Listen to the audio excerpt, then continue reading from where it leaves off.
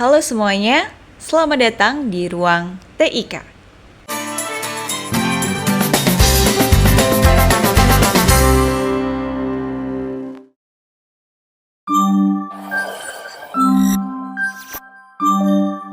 Ya, kali ini kita akan belajar membuat formulir yang sederhana ya. Jadi, yang masih suka bingung gimana sih cara bikin formulir pendaftaran tapi titik duanya lurus gitu. Atau titik-titiknya untuk isian datanya juga bisa lurus sampai batas yang ditentukan gitu ya. Nah, ini kita akan buat kopnya dulu, silakan insert tabel, kemudian saya di sini memasukkan 2 baris ya. Jadi yang kolom sebelah kiri untuk masukkan logo nanti, kemudian yang sebelah kanan ini untuk nama lembaganya ya. Ini hanya sebagai contoh aja, untuk selebihnya silakan teman-teman bisa kreasikan sendiri ya, sesuai data yang ingin teman-teman buat ya. Dan juga pokoknya bebas deh untuk, isian data formulirnya ini. Ini hanya sebagai contoh ya teman-teman. Nah, di sini saya contohkan sebagai formulir pendaftaran masuk SD ya. Nah, kalau udah silahkan ini kopnya dulu, kemudian di kolom sebelah kiri nanti kita akan masukkan logonya ya teman-teman.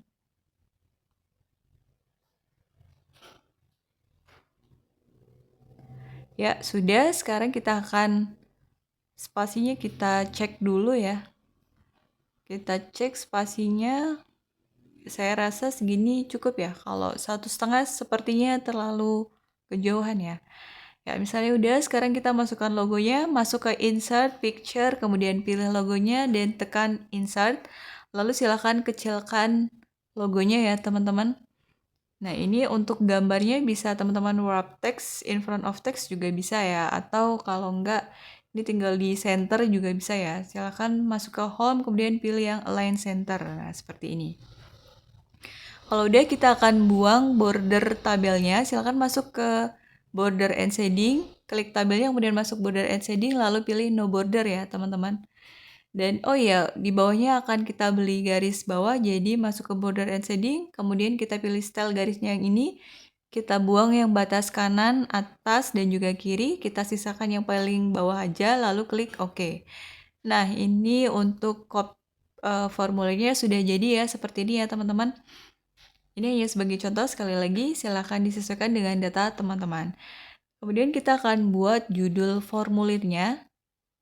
Jadi di sini tulisannya saya akan besarkan dulu ya. Misalnya saya tuliskan formulir pendaftaran siswa baru tahun ajaran 2026-2027 misalnya. Nah, untuk spasinya saya rasa segini aja ya. Kemudian kita bold ya teman-teman. Kemudian ini akan saya beri underline atau garis bawah. Oh ya, ini biar bisa dipakai mungkin untuk tahunnya akan kita hilangkan saja ya. Nah, ini nggak usah di bold, jadi tahunnya ini kita isi titik-titik aja ya teman-teman. Jadi bisa dipakai untuk tahun-tahun berikutnya misalnya ya. Ini kita buat pakai titik-titik. Nah, garis miring titik-titik ya, misalnya seperti ini ya. Kalau udah, kita akan mulai masuk ke pembuatan formulirnya untuk mengisi datanya ya. Jadi di sini akan saya buat beberapa list data yang diperlukan. Kita akan menggunakan numbering ya teman-teman untuk judul poin-poin data yang akan diisikan ya. Jadi silakan kita buat align justify dulu rata kanan kiri, kemudian sesuaikan jenis huruf dan ukuran hurufnya. Lalu silakan teman-teman masuk ke numbering dan pilih yang ABC ini ya. Nah, ini akan saya buat seperti ini. Kemudian untuk numberingnya akan saya bold ya teman-teman. Silakan aktifkan boldnya atau kita tebalkan hurufnya ya. Bisa tekan bold ini atau Ctrl+B ya teman-teman.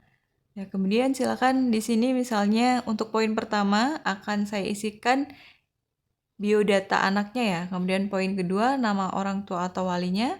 Dan untuk yang ketiga misalnya kita isikan dokumen persyaratannya ya, yang diserahkan apa aja.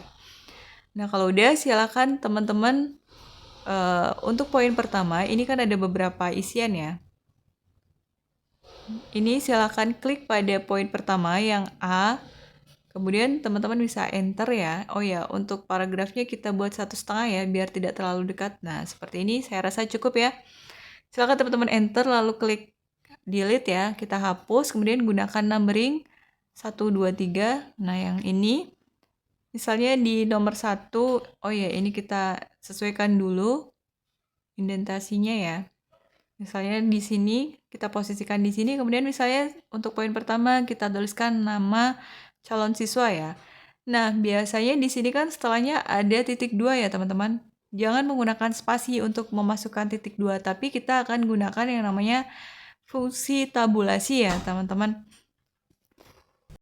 Jadi silahkan untuk yang pertama tentukan titiknya ya. Misalnya titik 2-nya mau diletakkan di mana? Misalnya di tengah sini. Jadi silahkan pada ruler, teman-teman silahkan klik 1 kali ya teman-teman. Nah, misalnya di bagian 8 cm kita klik 1 kali sampai muncul left indent ini ya teman-teman. Ini adalah untuk meletakkan titik 2-nya. Kemudian kita letakkan lagi di 8,25 ini ya. Misalnya klik 1 kali lagi, left tab-nya kita letakkan di situ untuk spasi huruf pertama ya. Kemudian untuk batas titik-titiknya misalnya di 16 cm atau 16,5 juga bisa ya. Silakan teman-teman klik pada bagian 16 cm ini misalnya untuk batas titiknya. Klik 1 kali sampai muncul left indent seperti ini ya teman-teman. Kalau sudah silakan masuk ke paragraf dan pilih tabs ya.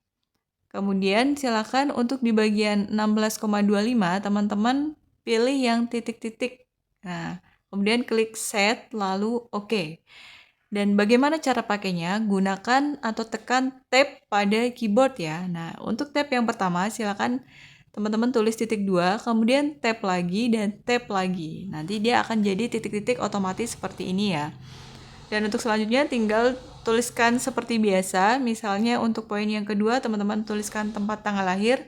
Lalu jangan lupa gunakan tab lagi ya, bukan pakai spasi. Silakan gunakan tab, kemudian titik 2, tab lagi, kemudian tab lagi. Nah, seperti itu ya teman-teman. Dan seterusnya sampai data yang terakhir ya, silakan sesuaikan. Caranya tinggal tekan tab-tab aja ya, jadi tidak perlu menggunakan spasi lagi ya teman-teman. Nah, kemudian untuk yang poin B, teman-teman bisa lihat ketika kita masukkan poin B, kemudian kita misalnya di sini gunakan numbering lagi seperti tadi. Nah, waktu teman-teman tuliskan yang poin B ini, misalnya nama ayah atau ibu. Kalau kita spasi, kalau kita tekan tab, dia tidak otomatis berada pada 8,8 cm tadi ya. Kenapa? Karena bisa dilihat di ruler ini sudah hilang ya teman-teman left indent-nya. Jadi kita buat lagi di sini. Misalnya kita buat tadi di 8 cm, kemudian di 8,25 dan yang terakhir di 16 cm ya. Nah, seperti ini. Kemudian masuk lagi ke paragraf. Kemudian masuk ke tabs dan teman-teman atur lagi yang bagian 16,25 kita akan isi dengan titik-titik. Jadi pilih nomor 2 lalu set dan oke. Nah, kalau udah seperti ini baru tabulasinya bisa dipakai ya teman-teman karena di bagian ruler sudah ada left indent-nya ya. Nah, ini tinggal tuliskan seperti biasa. Gunakan atau tekan tab pada keyboard ya teman-teman. Sekali lagi tidak menggunakan spasi. Nah, seperti ini ya. Tinggal isi datanya, kemudian tab, dan tab lagi, enter, kemudian isi datanya, tab, dan tab lagi, lalu enter lagi. Seperti itu sampai poin yang terakhir ya teman-teman.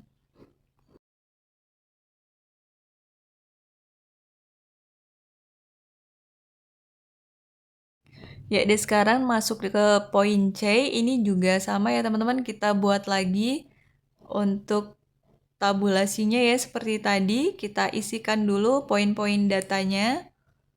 Kemudian kalau kita tab sama seperti tadi, tidak otomatis ke titik 8 cm ya, karena memang left indent-nya sudah hilang, jadi kita buat lagi. Di titik 8 cm kita klik 1 kali, kemudian di titik 8,25 kita klik 1 kali, dan di titik 16 cm, 16,25 juga kita klik 1 kali ya, sampai muncul left indent seperti ini. Kalau sudah masuk ke paragraf, lalu tabs, dan pilih yang 16,25 karena yang akan kita buat titik-titik di poin itu ya, kemudian set lalu oke. Nah, kalau sudah seperti ini baru bisa tekan tab, titik 2, tab, dan tab lagi lalu enter. Isikan poin data yang kedua, lalu tekan tab pada keyboard, dan titik 2, tab lagi, enter, dan seterusnya sampai poin data yang terakhir ya teman-teman. Nah, jadi kalau kita menggunakan left indent atau menggunakan fungsi tabulasi ini, bisa dilihat ya, ini sudah sangat rapi ya teman-teman. Jadi titik 2 dan juga titik-titiknya batasnya itu lurus ya, seperti ini. Ya, demikian tadi tutorial kali ini tentang penggunaan fungsi tabulasi. Semoga bisa dipahami ya teman-teman. Semoga bermanfaat. Terima kasih sudah menonton. Jika ada pertanyaan, silakan tuliskan di kolom komentar. Jangan lupa subscribe dan share ke teman-teman kamu. Terima kasih. Wassalamualaikum warahmatullahi wabarakatuh.